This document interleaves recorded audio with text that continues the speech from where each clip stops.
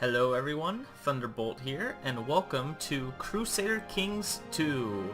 This is a dynasty simulator game made by Paradox Development Studio, and it is basically one of my all-time favorite simulation games, like, ever. Haven't put all that much time into it, but it's taken a very short amount of time for me to fall in love with this game. Hands down, I love this game.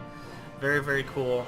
You play as a count, a duke, a king, and this takes place in the old days. So as we'll jump into a single player game here, and I'll kind of show you what I mean by that. We start in the year 867 because I have all of the expansion packs here installed, as you can see. So the original game starts here, 15th of September in 1066. The Old Gods expansion pack expands it so you can start on January 1st of 867. So here, you'll see these are the countries in the game right now, the independent realms as they are called. So at 867 and at 1066, everything is very, very different. You have obviously the Holy Roman Empire, which most people probably know about the Holy Roman Empire. You have France as a country. Brittany, England, Scotland is all formed over here. You go back to the Old Gods time period, none of that. Yeah, none of that. You got Aquitaine here, West Francia, you got East Francia, Lotharingia. There is no England. There's a little bit of Scotland up here. This area, this is all different down here. The Byzantine Empire, which of course you still have the Byzantine Empire at this point, but it is much larger. And then you have these huge countries over here.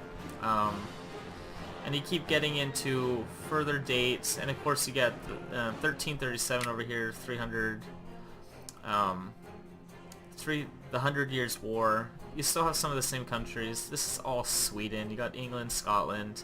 England has part of Ireland over here. You got France, the Holy Roman Empire, still Hungary, and you got this Golden Horde. Like, wow, okay. The Byzantine Empire is basically no more. They have a little bit. So you got all this good stuff here. But we're going to be going all the way here, 1867. My plan for this is I am going to be selecting a... I'm not going to be doing Iron Man mode, not for this playthrough, not for my first one, but I'm going to be doing a random character.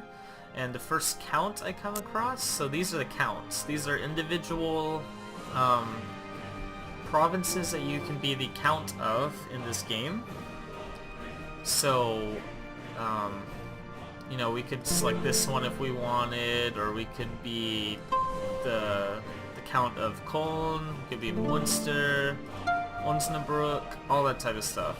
Like, we could be the count of that, but I'm going to hit the random character one, and we are going to select the first count we come across. So, this should be kind of fun. Random. Arnie of Halland. He's the country of Halland. So where's Halland? Where did it just take us? Oh, right here. Right here. So, Halland. This is... So, we're gonna be...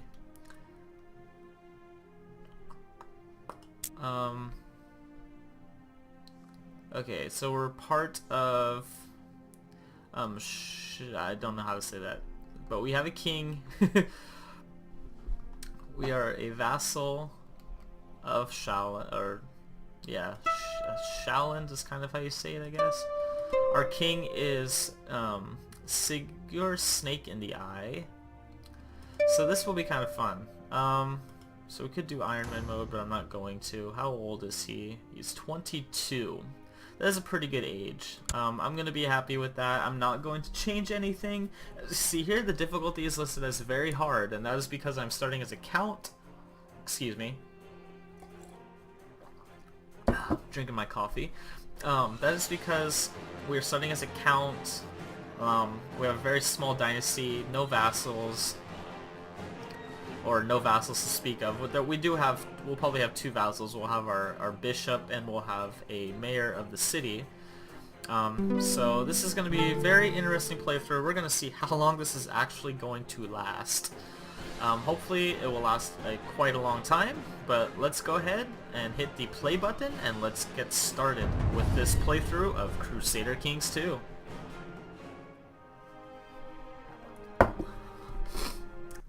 Alright, so there's a lot to do right off the bat at the beginning of this game. And I hope the music is good enough for you guys. I'm pretty sure it is because I kind of tested it beforehand. It seemed like it was fine.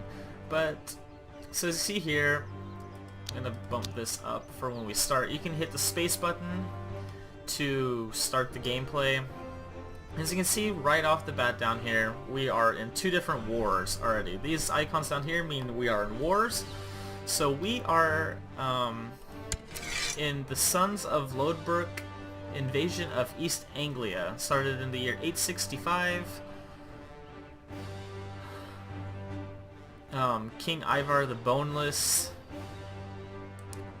and my liege are together in this fight against King Edmund of East Anglia, who is the petty king of East Anglia. He's also got the petty king of Mercia on his side, and the petty king of Wessex. So this is a invasion of East Anglia, which I believe is over here? Is that correct? Carrick. Where's this guy's home?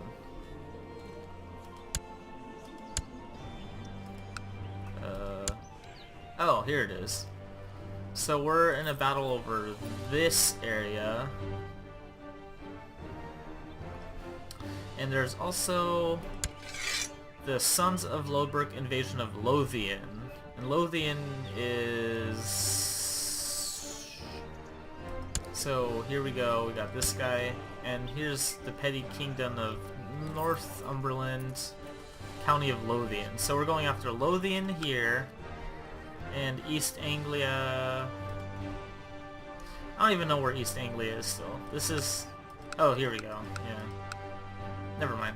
This area right here. So there's two different wars going on. I'm probably not going to get involved in that because we'll check here in a second why. I'll just bring it up now. Military tab.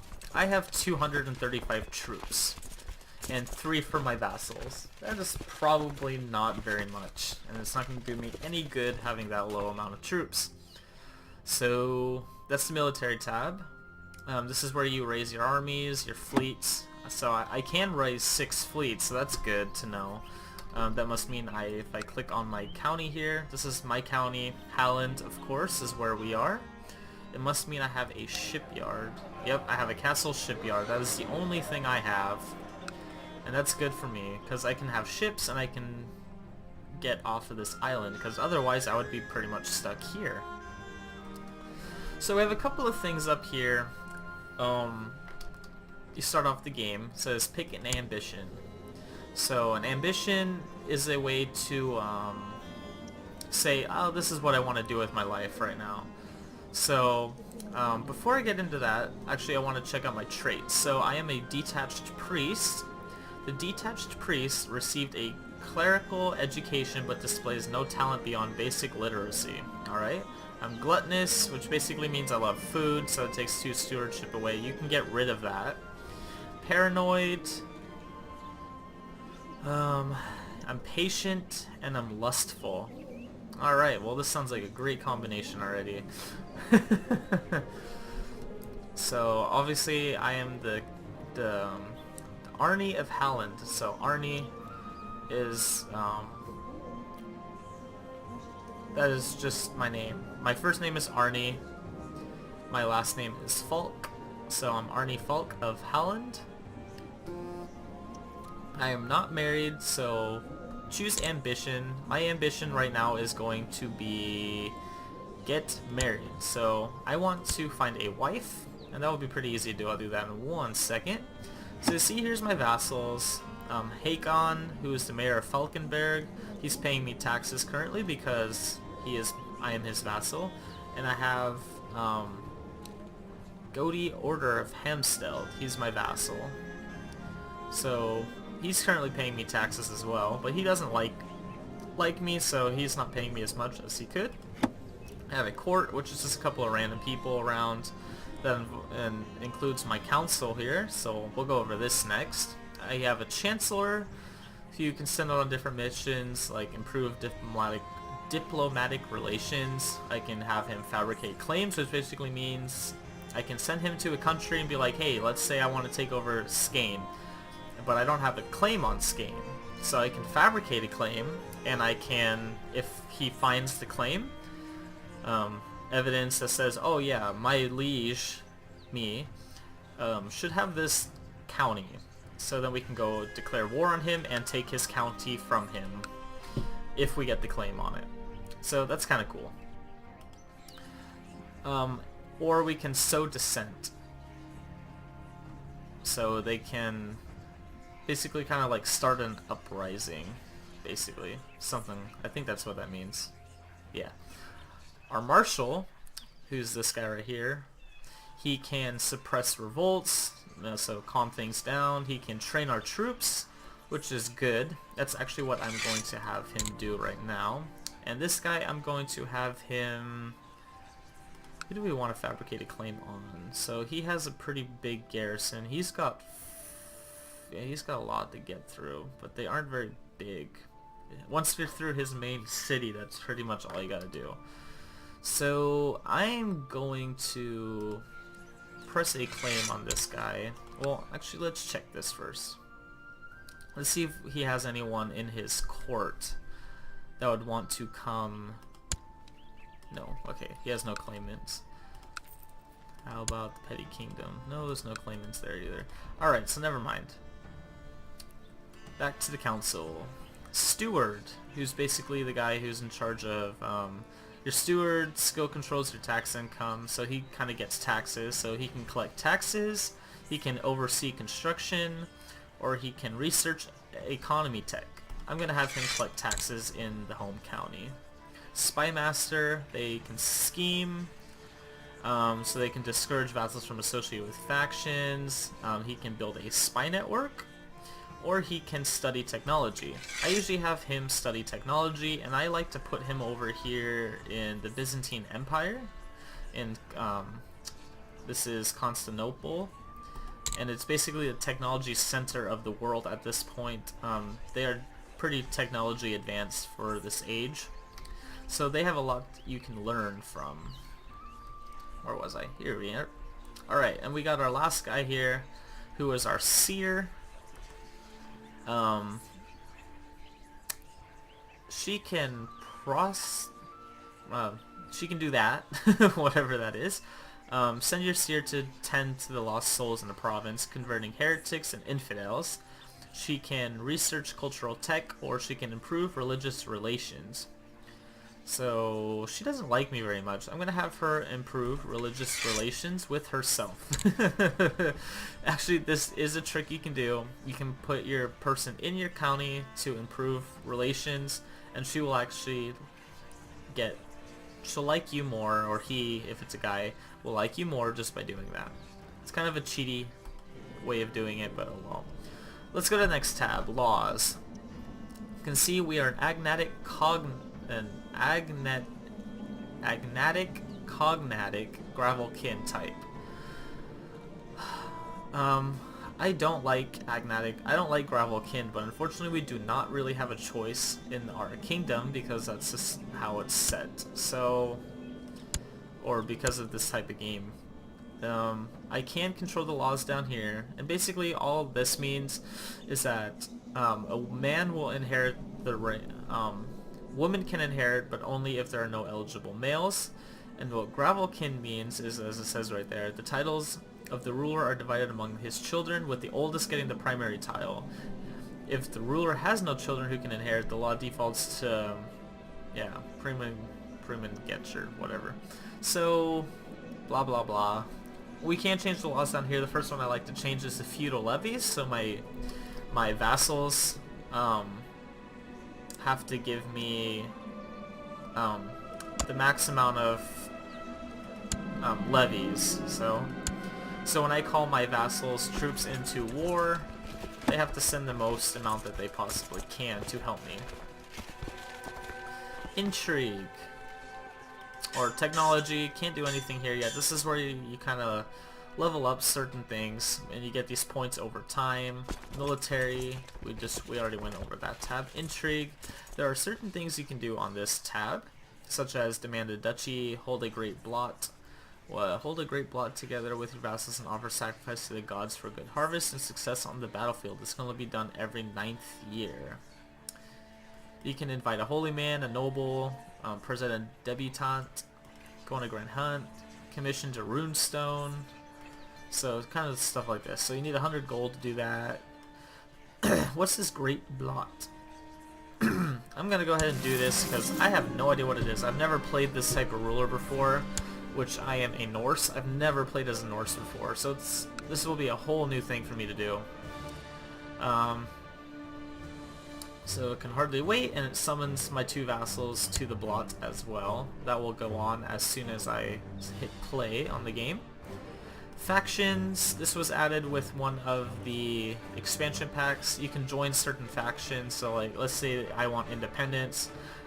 I can do that. See right here, I can start the faction for independence. So I'm not going to. Religion tab. This is the Norse faith, moral authority, no great holy war called. Currently, there is no big overall leader of the Norse, it looks like.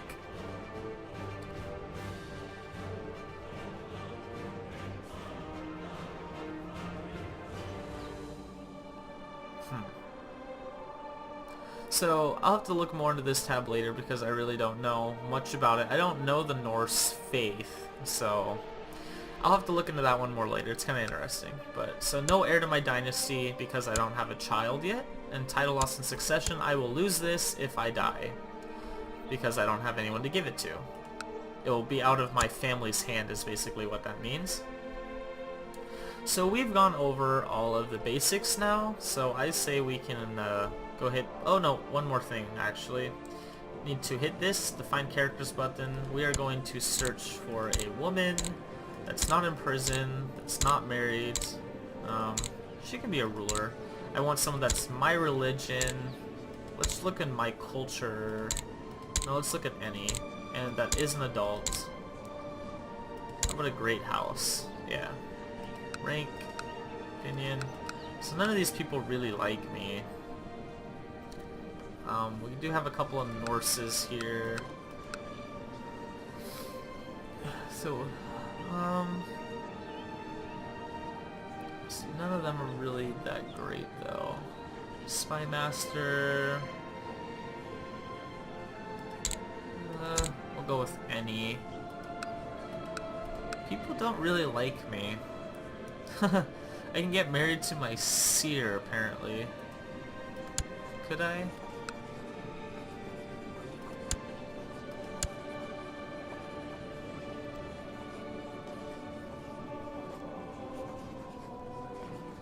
Huh. So she would gain 0 prestige for marrying to House Falk and 200 for marrying a chief. So she would gain all that stuff. And I don't want it to be match for, yeah, that one. She's a lowborn. I want to look for, is there anyone that is a ruler? Yeah, we got princesses here. Let's look for a princess.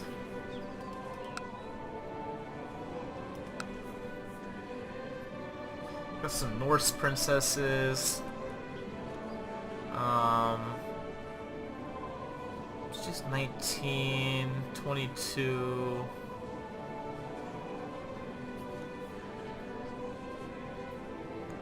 Cruel, brave, slothful, greedy. Gardener. This one's quick and slothful. Well, that's funny. Shy, cynical, honest. She want to get married to me? I don't know.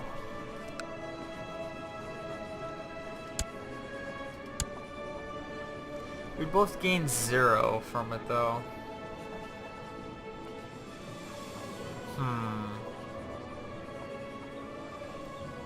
Both 22. Well, let's talk to her. You want to get married to me? Yes, you would. Still no prestige gained or lost. She's open for that type of marriage also.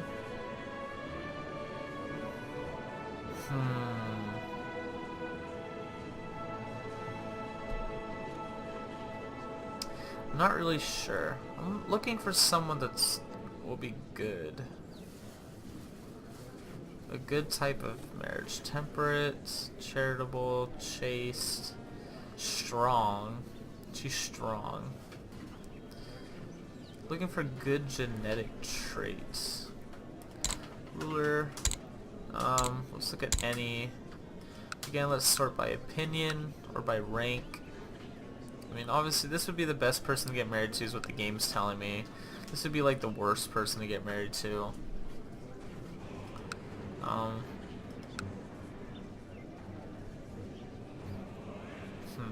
Ugly. She's ugly. Okay, that's great. Why is she so ugly? She doesn't look that ugly. Oh man, I really don't know. I don't know what to do. How old is she? 20. It'd be kind of nice to get a princess though. But I want someone that's Norse.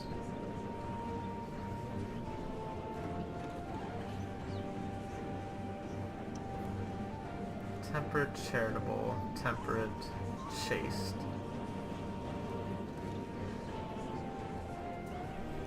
So chaste is good. She won't have an extramarital affair. She's craven, she's shy, she's proud. That's not bad.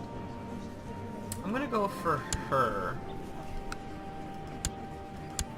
So she wants to get married. It would make an alliance for us. Let's go ahead and ask if we can get married to her. Alright, let's hit the space button. Let's get the game rolling. So you see things are now moving around. Alright, we got married. So we can collect gold from everybody or we can get some prestige. I'm going to get the prestige. To the glorious Arnie. Your wisdom and mercy are legendary. I accept your suggestion that Arnie and Gidja Inga get married. Cool. And I fulfilled my ambition. So let's pause the game. My new ambition is going to be to have a son. Because I want a son, so I have an heir. Alright, let's hit start again. Alright, the guests have arrived, and the time has come for the plot to begin.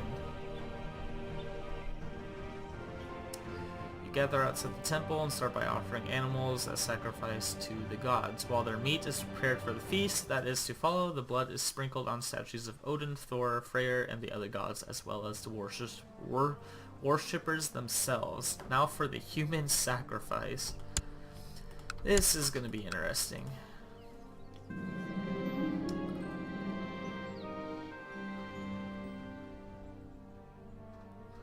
You have no prisoners languishing in your dungeons that are suitable for sacrifice at the Blah. You are forced to make do with some randomly purchased thralls. They are brought to the big oak outside the temple and soon their limp and lifeless bodies are hanging from its thick branches. It's better than nothing. So I lose 50 gold, I gain 50 prestige and 50 piety.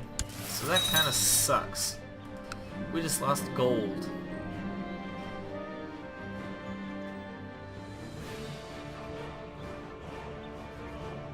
Let the celebrations begin. So everyone likes me bigger.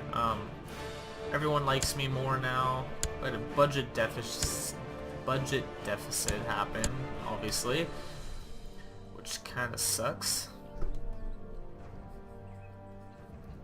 So you see here there are troops moving around. These troops are probably moving over here to the war zones because we are obviously at war here and we're at war over here in this area.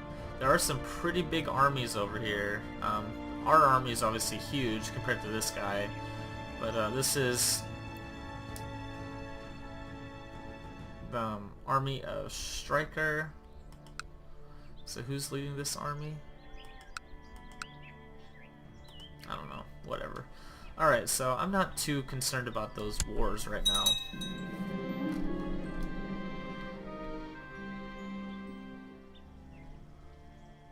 The feast is over, and with it the blot. It will be at least 9 years until you hold the next one, but as your vassals return home, most seem to agree that the ceremony was well worth the trip. Until next time. Alright, and what's this going on up here? Bishop Bruno of Wimpfen has been imprisoned by King... So, my liege has imprisoned a bishop. Okay. I don't know who that bishop is, but he's imprisoned by my liege. That's funny. So the war score down here is at 7% now. That one's still at -3, which means we're losing. We're winning that one. So kind of we're just waiting around now for something to happen. We kind of bring this up and we can kind of see some of the things happening around the world here. So we'll see that Duke Ramiot II of Poitou has declared West Francian civil war for elective monarchy on King Charles the Bald. So that's down here. Oh, as you see, there is something branched off here from Aquitaine or West Francia.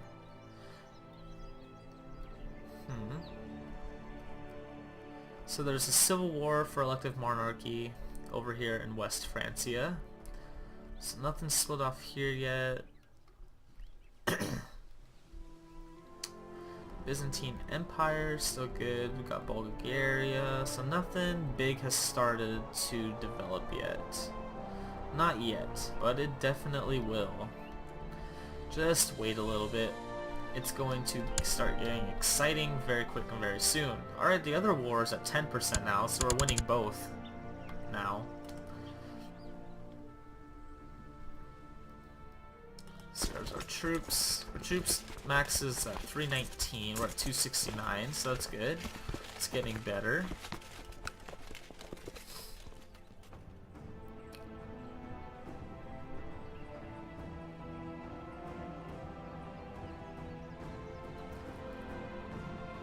See some more troops moving around. Oh, this war is back down to -6. As you can see, it's because we just had a big defeat somewhere. The reason the score went up is because of victories. Oh, because the guy we are going against has a ton of allies with him.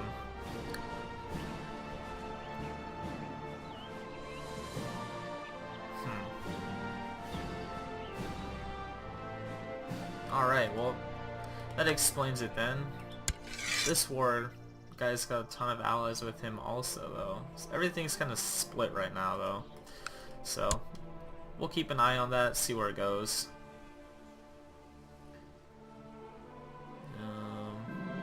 Nothing too interesting down there.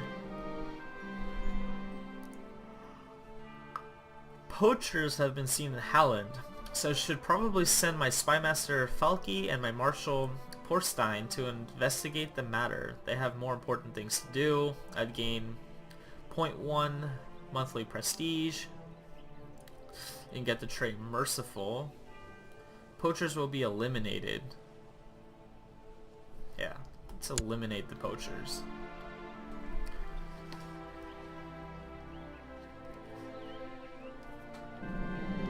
Falky caught 2 young poachers in my forest with a couple of dead rabbits at their belts and a live one in a snare. Deal with them yourself. Gain 5 prestige. Porcine caught 2 young poachers in my forest with a couple of dead rabbits and their belts and a live one in a snare. And gain, deal with them yourself. So I just gained a couple of prestige, or was it piety?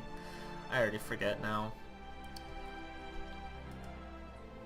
Alright, so I'm going to go ahead and pause it here. 1st of September, 867. This video's gone a little long already, so that was episode 1 of my Crusader Kings 2 Let's Play. I hope you guys enjoyed it. Oh, look at that, 46% on this war now. So, or 44. We're definitely moving towards a win here, so that'd be awesome. so this is Thunderbolt signing off. Stay tuned for episode 2, which will probably be out tomorrow at some point. So thank you for watching, and see you later.